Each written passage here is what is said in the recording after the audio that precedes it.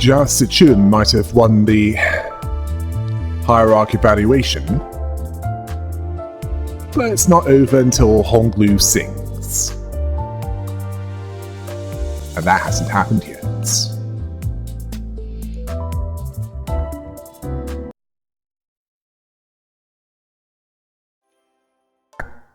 Act 3 starts with Honglu saying, "Let flourish from my back the pinions of flight, to choose the parting blossoms, their wilting voyage a sky-high plight. Ah, where at the edge of heaven does it lie, this flower mound? I bury you today, for you have passed on. But when will I be buried when I am gone? I bury the petals under people's mocking laughter, but who shall be burying me then, in the thereafter? No one will cry at my burial mound, for as morning springs, die and blossoms wilt, they all float away and turn to silt." After that, we see Rodia telling the others to grab their cups and on her mark saying, "Long may Jia Sichun reign, the family hierarch. Long may she reign." Getting in the party mood in Eujing Guan Banquet Hall.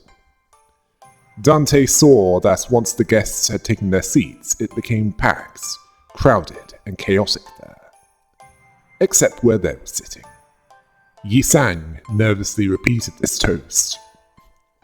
Rodia complained that they're not joining in the cheer. They have to celebrate the occasion, stuff themselves with gourmet food, play games, get wasted. How else are they going to recharge for the next mission? Well, it's not often that they get access to this kind of food. Usually they just get the basics. Yi Sang told her that he did so, and Rodia realized this. Then she asked if Sald wrote something to congratulate them. She then asked the servant if anyone sent a letter. He told her that he hadn't received any notes, let alone a letter. She saw this as rude, as they're the team that came in second, although Dante wasn't sure if she was seeing that servant or Sald as rude. Then Lady Wang checked up on her son, asking if he was hurt. Honglu confirmed that he wasn't hurt. Lady Wang was feeling anxiety throughout the evaluation, asking what flight of fancy had taken hold of him to risk himself in such a dangerous ordeal, asking how he got to the banquet hall. Then Don Quixote loudly started to tell of her adventure, which Limbus Company claimed a most glorious honor of ranking as the runner-up in a contest of might and wit, offering to go over a few highlights of that adventure. Speaking of the wars closing in, the onslaught of rival candidates that failed to take them down. Then Lady Wang understood that she misunderstood. She wanted to know how Honglu managed to get to the banquet hall, and Honglu told her that they took a palanquin. Lady Wang understood and also asked if he has yet to visit the revered Xianren, asking if he should visit them first, showing a look of unease. She noted that they must be so anxiously waiting for him, to hear about him. He told her that he'll visit them soon, although he doesn't believe that they're exactly waiting to hear about him. Then Dayu then appeared, relieved that they came back safely. Rodia noticed that she's okay as well. Lin Dayu confirmed this, telling her that she's gotten much better. Life insurance wasn't needed to deal with her injury. She then asked why they were sitting there. Don Quixote was hesitant to give an account of what happened after she was taken by the Haishu. She simply told her that they were carried by a palanquin. This confused Lin Dayu. Gregor addressed this, telling Don Quixote that she wanted to know how they managed to come in second place. This caught the second kindred blood fiend's attention.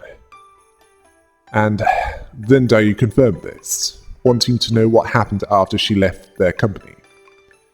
This excited Don Quixote, and Gregor didn't stop her this time. She intended to tell her. She told her that they entered the chamber with Jia and Jia, seeing him as discourteous. After that point, they had a few dialogues, both verbal and physical. The latter was all Jia. At least he initiated it. He left the chamber with his high shoe pack, and this was most puzzling. Heathcliff told her to quit screaming every bloody sentence in his ear. Then Don Quixote continued more quietly. In the climactic finale, Dante knew they were the only ones left in that room, after they were given over 100 coins by Jia, and both Jia and Jia forfeited. Ishmael asks, "What now?" They were aghast and dumbfounded after what happened. Even Ishmael was affected by this. She understood that by claiming those coins, they'll be at the top of the leaderboard. She asked, why did he dump all those coins on them? According to Heathcliff, this was the 5th time she asked this. Honglu didn't know, as Jia was hard to read. Yi Sang noticed that Honglu's expression had grown brighter. Honglu didn't notice this. Yi Sang suspected something had been unshackled within him. Honglu didn't think he'd ever say anything like that. Then we have a reminder that he did say that what Hongguan needed was kindness. To be kind is to care about one another, to embrace those who suffer. It is to cry alongside a grieving friend. It is to join in laughter when they are elated with joy. It needs the warmth of kindness and gentleness. Jia saw that his words flowed like a vast, winding river that wished to bring all of existence into its gentle embrace, while Jia saw this as a big load of while what he saw as what Hongguan needed was, well, more of the same. Which is not far off what Conan the Barbarian would see as what was good in life. Honglu thought that he had let it flow past him long ago. Dante saw that his expression had changed. This was a surprise to Honglu. Something now.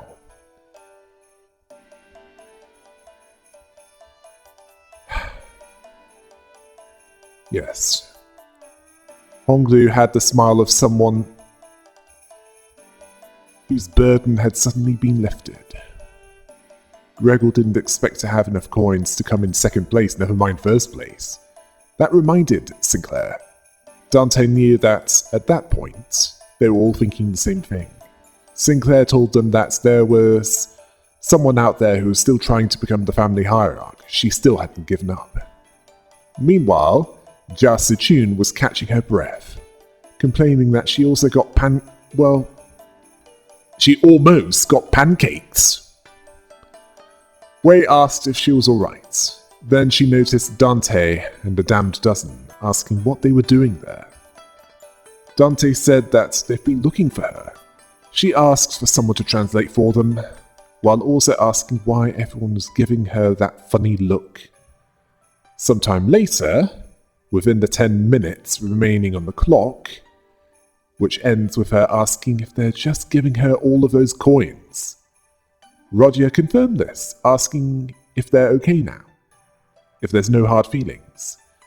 Dante saw that Jia Sichun and Wei couldn't be more serious if they tried, which contrasted Roger's chummy attitude. Wei had no answer to this. Jia Sichun wanted to know if this was their way of showing pity. Honglu told her what she needs to know, as in what he thinks happened. Jia wasn't trying to seat him as the next family hierarch by giving him all those coins. It was because he was anticipating that he'd put them to good use, so it's not pity. He just feels that they'd be more useful to her than him. Jia Sichun stuttered as she told him to, not presume this makes them even. He owes her much time, much more than that. Wei roughly translated this as, she expresses her nigh unutterably fathomless gratitude. Dante saw that she was calmer, so much that this didn't irritate her. She didn't see it as necessary to correct him, nor did she lash out, only staring at the tall pile of coins with a quiet yet conflicted look. She found it funny, now that she's looking at that pile of coins. It felt like she was looking at all the rooms of Dagyuan Yuan. She used to hate the sight of it as a child. She eventually grew out of it, stopping minding the scenery. It's when she decided to leave Dagyuan Yuan as well. She then asked if she could really be a good hierarch to Hongyuan. Honglu certainly thought she could. It annoyed her. Telling him to think before he spoke, he told her that it was time to get up the family hierarch. Evaluation would end soon. Ishmael then asked Heathcliff what he was doing. Apparently he was giving the camera the finger, asking what are they going to do, disqualify him? The game's over. Well, the host said a coin would be deducted if the camera was destroyed, not given the finger to. Don Quixote could visualize the roaring applause. Dante didn't hear any applause. They didn't see the audience. There was no dramatic stage light to celebrate their success. They still managed to neatly and comfortably secure second place and get Jia Zichun to first place, which meant that they succeeded. Not exactly as planned. I suspect that Jia Zichun had a challenge where she didn't get out of it quickly enough. She or whoever is sent in there would get crushed. Gregor told Lin Daiyu that this pretty much sums it up. He was a more reliable teller of the accounts than Don Quixote, who left mid-explanation to share her adventures to the servants. Lin Daiyu understood that it was Jacques. Sinclair was still having some trouble understanding the choice he made. Why did he just give it all away? Lin Daiyu suspected perhaps the part of Jacques' past they witnessed, and the life he lived beyond the hedges of Dagyuan Yuan, of which they didn't know. It created a schism of understanding between them, the same kind of separation responsible for her misunderstanding. Ishmael initially thought that he was just some dangerous guy with a lot of hatred in him, but she noticed there was definitely something else going on under the surface. It didn't seem like he was there only to take revenge against Dagyuan Yuan either. Sinclair doubted that he never considered vengeance. He's sure that he killed those who took his family away from him again and again in his head. Afraid that he didn't let go of it completely. It must take a lot of effort to keep all of that simmering resentment under the surface. Dante noticed the placid and impeccably trembling voice, imperceptibly trembling voice, anyway. Considering that he manifested EGO, things have changed since the day that the head wiped out his family. Heathcliff had no clue what was going on in that bloke's mind. He didn't seem the kind of person to give up so easily. Otis agreed they should tread carefully regarding his presence. Rodier then changed the subject, making it clear that what matters is that Jar Sichun is the next hierarch. They also came in second, which meant mission accomplished. Dante understood that Rodier was already in a post-mission mode, as though the golden barrel was already in their hands. Gregor believed that it was premature to assume that. They should celebrate after the mission is completed. Rodier didn't believe that they should boldly lie to their faces like that, regretting saying that out loud. Sinclair told them that it was close this time, not just them, Jar Sichun as well, which was why Heathcliff didn't give up until they had enough reason to do so. He believed that there was a good chance for them to head over to to those pompous sods from earlier and really take the out of them. Honglu didn't see this as necessary. Dante saw that not all of the candidates were there. Those that survived the family hierarch evaluation. Those that were there were either glaring down at their tables or pulling their hair out of frustration and muttering to themselves. Rodier then congratulated Jar Sichun, asking how it felt to achieve her lifelong dream, asking what would be the first thing that she'd do. Gregor saw her as a special one when he saw her in La Mancha Land. They worked well together. Yisang didn't want to exclude Wei from this, as he contributed much in the service of Jar Sichun. His unwavering determination was most inspiring. Sinclair agreed. He always saw things through to the end. Don Quixote added to this, intending to share that story with the rest of the city, so that they may learn from that adventure. Heathcliff didn't think that it was necessary for all to know about that. Ishmael saw that they had cause to feel pride after what they've been through together, congratulating Jar Sichun, but Dante noticed something. She wasn't there. The others failed to realize that Jar Sichun wasn't there. Honglu understood that she left for the Tir Khan, or Iron Threshold, temple to finalize her ascension to the hierarchdom, confirmed by the elders. Dante thanked him, although it would have helped if he told them sooner.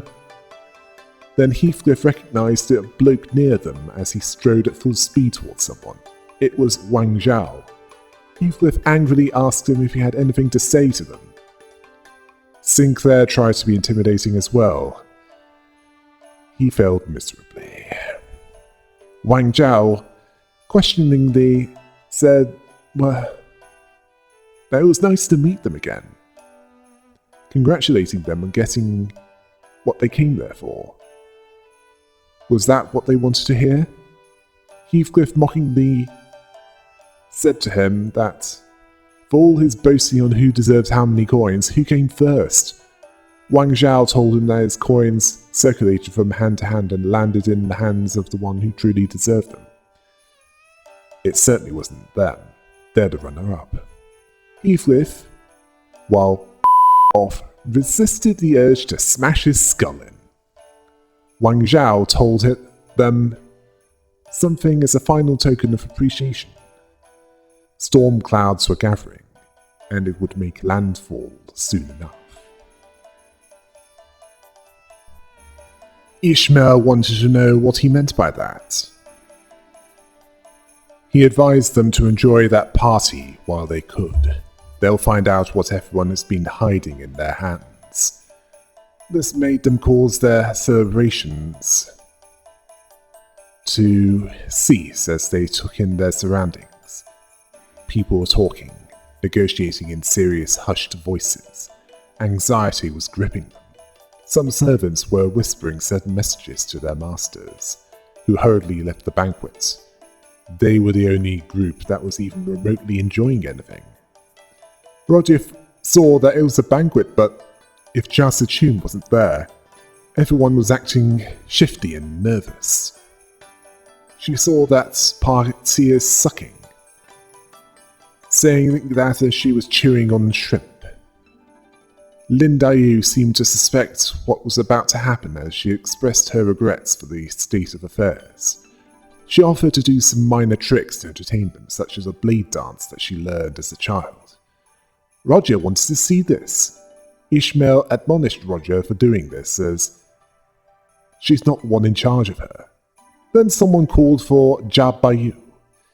Yeah, I thought it was too easy, considering that the dungeon was in Act 2.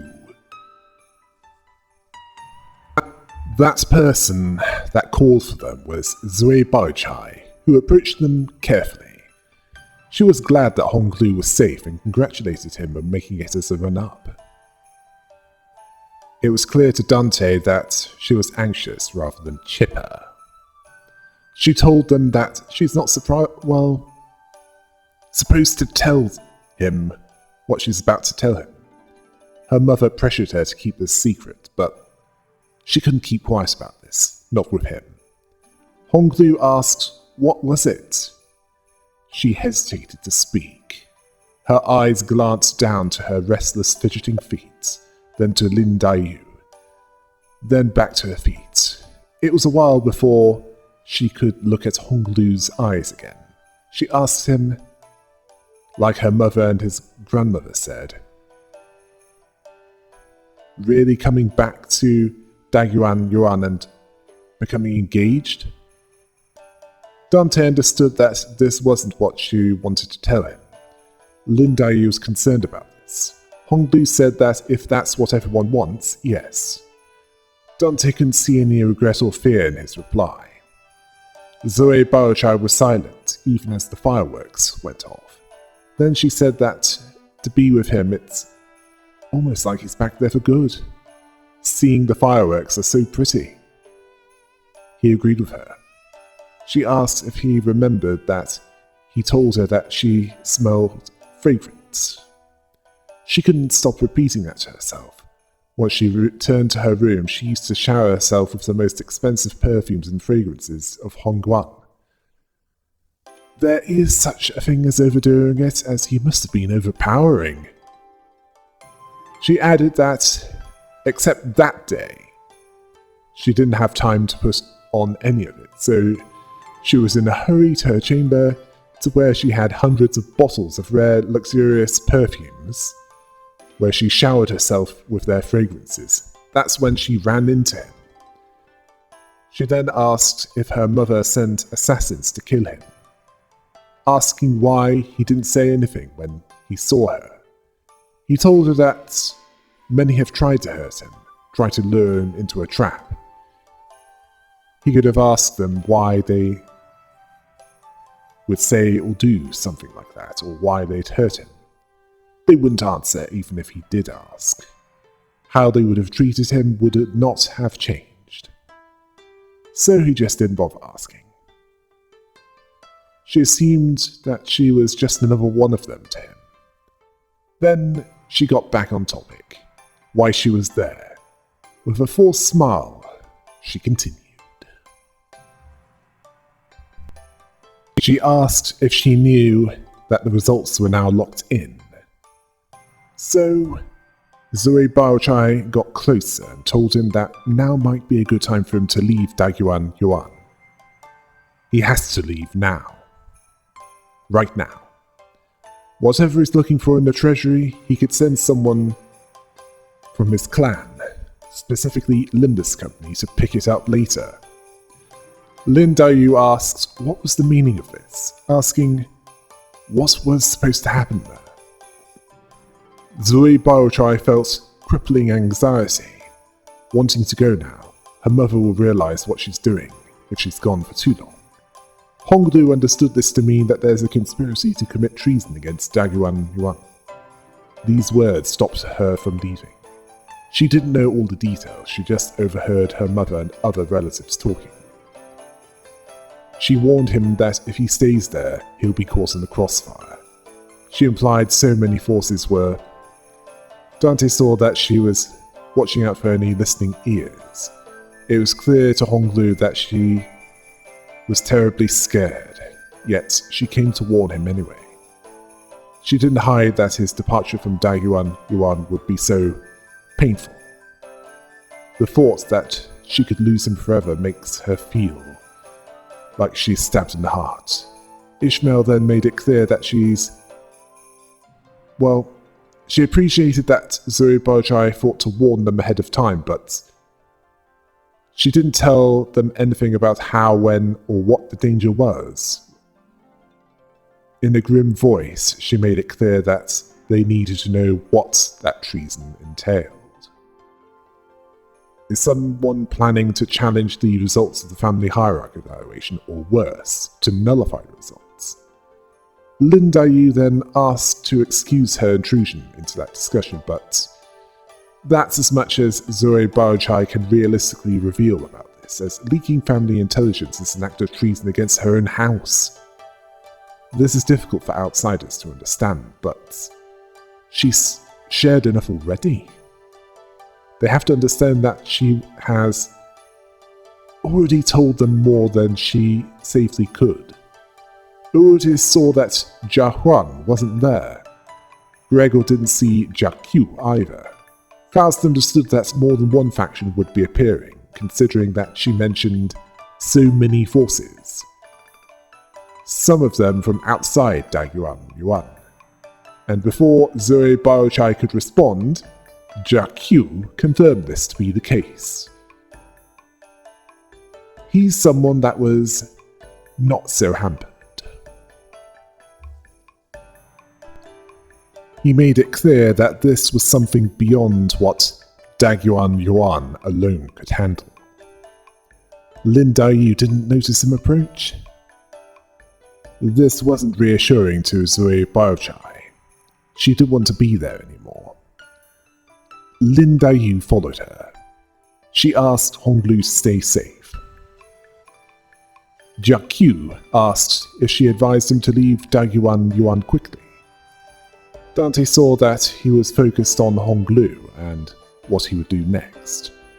Dante had a lot of questions if they met him again, but after he appeared, they were unable to remember any of them. Honglu asked if he knew something about this. Zigong wanted to say something, but a raised hand from Jia Qiu stopped her. Jia Qiu made it clear that the banquet was a distraction from the fact that the currents have begun to shift. Her advice was sound. This was the only time that they could escape before the storm arrived, should they wish to save their lives. Otis understood that he didn't come there to confirm that to them. Jia Qiu told her that she assumes correctly. Zigong let out a deep sigh before explaining what she needed to with a defeated expression. She told them that once a family hierarch properly ascends to the throne, it becomes a hopeless endeavor to measure when the next great shift of power will come. There's a long wait for the next evaluation, which can strain the patience of others with lingering avarice, and this causes it to fester with possessiveness.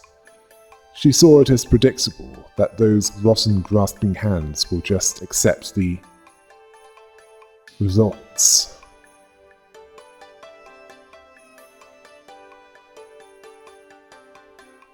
Well, that'd be wishful thinking. They'd rather not do that. They'd much rather change the results by force. Zigong's way of putting it was more verbose, to the point where Roger told her that they knew that she read the thesaurus, too many weren't happy about the results and they want to change the outcome by force, but she believed that Jia Qijun was chosen. It's final. What happened to the family hierarch being the seat of absolute power there? What kind of treason can they ever hope to commit if they aren't even willing to flip that old and tired system upside down? That rant from the former communist in all but name made Zigong briefly silent, but she added that the only things that have been determined are the rankings. Her appointment hasn't been completed yet. Rodya made it clear that she's had it with her word games. Ryushu was amused by this, specifically why she couldn't smell the beasts. This made sense to Otis now. Rodya was confused by this. Otis didn't see any trace of them, even in a crowded place like that. The Haishu were gone, even the ones that have been following them like shadows.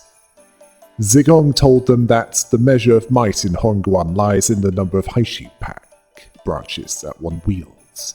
The family hierarch wields at least 3, but who holds their leash when the throne is vacant? Rodya reminds them that Zhao Sichun is the... Zigong made it clear to Rodya, who was slow to understand, that her appointment hasn't been finalized yet. Rodya was unnerved by this, asking who is the family hierarch now. Otis understood that there was no family hierarch in the brief window of the transition between one hierarch and another. Then Dante recalled what Jia Yuanchun said when she announced the results of the family hierarch war, that Jia Sichun would first descend to the Taikan temple and pay her respects to the revered elders. Then, upon returning to the surface, she'll march to the first floor of Dagyuan Yuan and assume the seat of the family hierarch of Hongguan. Otis asked what the masters Haishu were doing. Zigong answered this by simply stating, nothing. This is what the present situation revolves around. They're having a hushed respite from having to follow anyone. Otis understood that all Haishu branches were currently neutral. Rodya was starting to understand how dire the situation was. Dagyuan Yuan becomes completely vulnerable every time this happens. Zigong made it clear that it was more due to a specific individual ascending. Jia Sichun had no substantial foundation. Her clan was mostly destroyed, where she can be overthrown as long as she doesn't gain control over the Haishu packs. It's at this point that Dante realized how dire the situation was sounding. In fact, it was getting worse. Then Zilu appeared, the Mao branch's liege, likely held by Jakyu, and so following his commands. She spoke of the Whisper Office arriving as well. Dante made it clear that they understood that things keep getting worse. As for why Jakyu wanted to talk to them, he told them that there are those that seek to enter there and those that seek to stop them. He listed the factions that would be involved in this. R-Corp's second pack, which reveals that they use different animals to base themselves off on, at least compared to the fourth pack. Only the reindeer seems to remain mostly the same, while it also has the rat as the rapid response role, and the ram as the less than subtle wrecking ball. Then he spoke of X-Corp's Expedition Order of Excavators, as in those that deal with District 24's monsters that sometimes appears during excavations. The Thumb East's underboss, along with Lei Heng and his Sadatos, along with the subsidiaries. The Jialan Guards, the Indigo Guardians of the Jia family. K-Corp's Special Excision Units. Now, we're already aware of what they can do. In fact, Honglu has an identity of one of them. N-Corp's League of Nine Literatures, which includes Jiahuan, Gubo, Herman, Sonia, although his loyalty is more to the Urdevier, so this is more like an alliance. Ahab has clearly joined them as well. There are also numerous clans and fixers. And that's just those that they're aware of. Most are either waiting outside the walls or are not far away from them. But the Thumb are already fighting his army.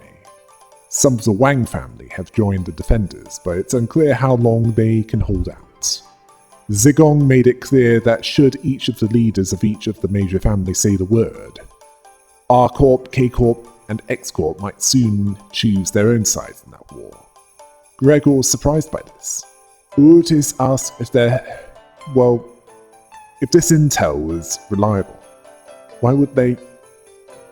Jiaku answered this by saying that the title of Family Hierarch and Lord of Hongguan are the same thing in the end. Those outside Hongguan certainly seem to think so. Ishmael understood that this wasn't just about Dagyuan Yuan. There were forces from the other nests and districts, seeking to sponsor a different prospective hierarch to expand their sphere of influence there. Zigong confirmed this, and this made Gregor drop his lung-clogging death stick, while Dante saw that Urtis' face darkened with a grimness that they've never seen in her before. Don Quixote counted at least 9 different powerful factions. This was too much for Dante. Zigong told them that it was fortunate that only the Thumb was acting. She saw Lei Heng, capo of the Thumb, as the biggest threat, one of the 10 Blades of the East, formidable to any foe. Ryushu had a murderous look in her eyes at the mention of Lei Heng. Jiaqiu told them that he'd meet him in battle, as planned, seeing him as the one leading the charge against the gates. Urtis understood that if what he says is true, there was this was no mere treason with a wing. She then asked which family spearheaded that treachery, how many wings were backing it. Jiaqiu didn't know right now. The tangle of allegiances and bloodlines can't be undone until the dust was settled. All it will take is one single arrow for chaos to engulf Hongguan. When one of the many bows that are drawn are let loose, it will eventually become a full-scale war. When it does, the crack that formed in the walls on Hongguan will grow wider. Vultures of the city will smell the rot and tear the wound to pilfer the boluses and their recipes. The Smiling Faces being one of them. Ah yes, the cannibal syndicate that drugs themselves up to enhance their abilities. They worked with the Blue Sicko. There are also the Corpse Corps and the Yakshas. Now, Yakshas in Hindu, Jain and Buddhist traditions are nature spirits. Often benevolent protectors of nature, but they can be mischievous sometimes. There's likely a syndicate themed around that. He also mentioned that the Ring might get involved. Ooh, it's a good thing that Virgilius wasn't there. It's personal with them. Yi Sang saw the horrors of this conflict, which can lay waste to the lives of the common people in Hongguan. The fire has spread beyond the competition between the candidates. Jiaqiu couldn't deny this, telling them that it's why the fissure must be mended before it spreads. The longer the throne of the hierarch remains vacant, the more the instability will be prolonged. Urtis understood that it would be a wing war, and Gregor was angered by this, not believing this. Yeah, both had different experiences during the Smoke War. All of this was likely in some form of mercenary group, while Gregor was part of an old G-Corp unit as a genetically modified soldier that was discarded when that G-Corp fell. Ord is understood enough to know that the consequences will be far-reaching. And that's the optimistic appraisal. Jiaqu commented that this is the weight of Hongguan's family hierarch. It holds as much power to save countless lives as it does to take them. Then Dante saw that the banquet hall has started to become barren as people began to hurry away. Even though they don't have any memories of a wing war, they saw Gregor's memories of that. They also felt that this wasn't going to be pretty, to the point where it made Heathcliff look appealing to Ishmael. Honglu asked him what he expected them to do. Jiaqu saw them all as the solution to overcoming this. Honglu was unsure of what he meant. He told them to hurry her ascension to the throne. Zhao Sichun should still be at Taikan Temple, where the Xianren reside, preparing for the final ritual of ascension. The Xianren are less obvious to what's going on outside the chamber. Yes, they're likely oblivious. They don't know how long it will take them to officially name her as the next hierarch. Zigong added that they won't be swift, as entry to their chamber is permitted only to the family hierarch. None can relay that message to them. Jiaqu knew of one other who could enter the temple. Honglu was silent at this, then Jiaqu said that it was Jia Baiyu, telling them that when the next hierarch takes the throne and seizes the leash of her rightful Haishu packs, she should have more than enough might to deal with any invaders. Zigong then begged for his forgiveness for what she's about to say. She is still doubtful. How is Honglu the key to this? Jiaqu is not the kind to gamble. He saw it as better to gamble than to allow this opportunity to slip away in vain. Zigong saw that his presence there was a waste of time. They needed to cut off the stream at its source, not to stay downstream. Jiaqu saw her anxiety and addressed it. He didn't see this as a waste of time. He sees this as worth his time. Zigong reminded him of the plan that she initially drawn for the family hierarch war. They would have arrived at Taikan Temple via alternative methods. Ishmael questioned this. Jiaqu told Zigong that this would have caused additional loss. She also misunderstood. This was a plea, not a command, as on this occasion at least. Honglu must do what he feels is right. He is yet to realize this, but he has already gambled once with him with his hand during the family hierarch war. He sought to draw his true humanity to the surface, to have him wear it on the outside. The reply he gave, what emerged from behind the obscuring veil of clouds, was proof enough that it was certainly no waste of time. Honglu asked why Jiaqu sought to involve himself in the politics of Hongguan. Neither that or Daguan Huan binded him any longer, by cause or force. Jiaqu told him that it was a long undertaking for him to uncover the truth of the ruin that came to his family. At first he was wrathful. He felt that Daguan Yuan had to be uprooted from the ground, which would have required every single person of power or influence there to be killed, their throats slit in vengeance. He thought that once, but he learned from a worthy teacher. It's when he realized that his wrath was burning his body to ash. Ah yes, self-destructive behavior, where he believed that vengeance would cost him everything that truly mattered. Honglu asked if his fiery wrath was extinguished. Jiaqu told him that, had he truly attained enlightenment, found all there was to understand of the nature of that world, then he would have not given him the power to elect the hierarch. Honglu was silent, unsure of how to respond to this.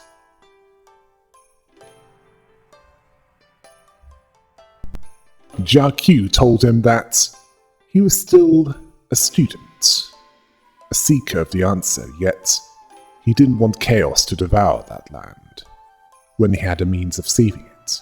He then asked Honglu, when he decided to give the coins to Jia Sichun, what was it that moved his heart?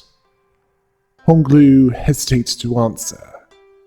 Jiaqu understood enough that he wouldn't have handed them over because she desired those coins.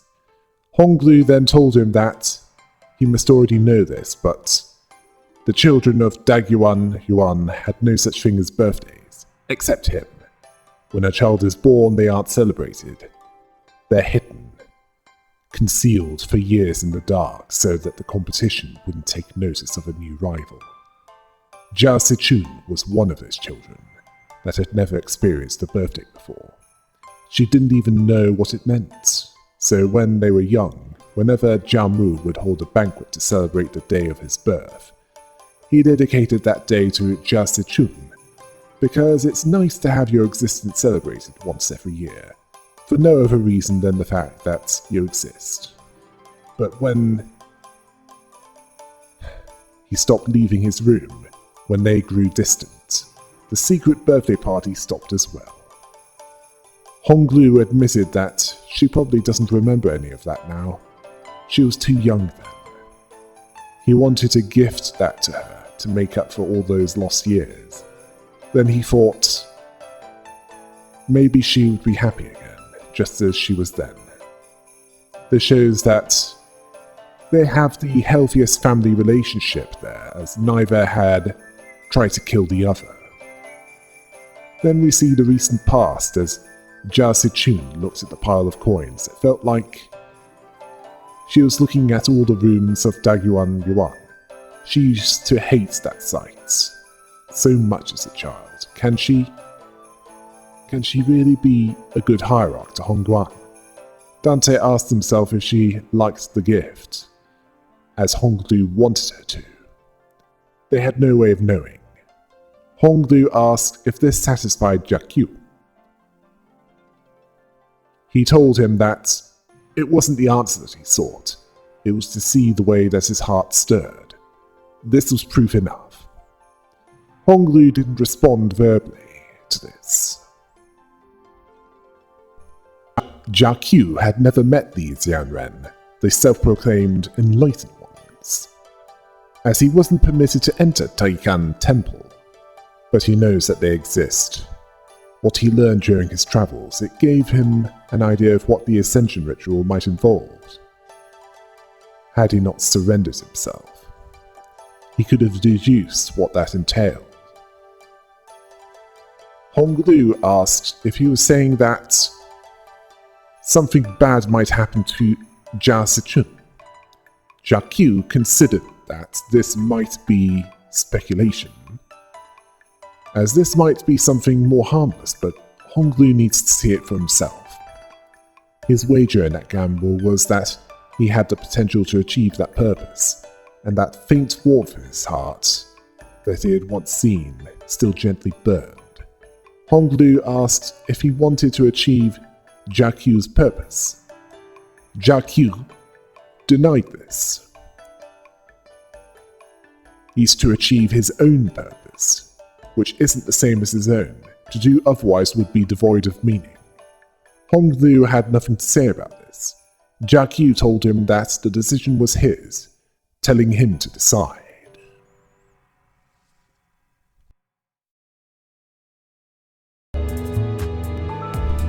The calm before the storm.